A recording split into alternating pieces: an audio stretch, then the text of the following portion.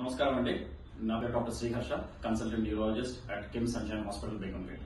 Prostate గ్రంథి సమస్యలు అనేవి మనకి వయసు పైబడిన మగవాళ్ళు చాలా కామన్ కనపడుతూ ఉంటాయి. సో ఈ గ్రంథి పెరగడం వల్ల వచ్చే ఇబ్బందులు ఏముంటాయి?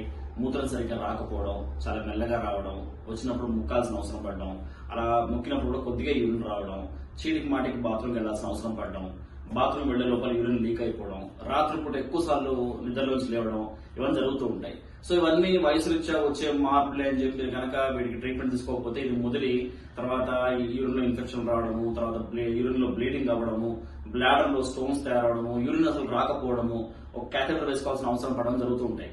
సో మీకు కనుక ఏమాత్రం కొద్దిగా ఇబ్బంది ఉన్నా తక్షణమే కనుక మీరు ఒక యూరాలజిస్ట్ కలిస్తే చాలా మంది పేషెంట్ మనం మెడిసిన్స్ తో నయం చేసే అవకాశం ఉంటుంది.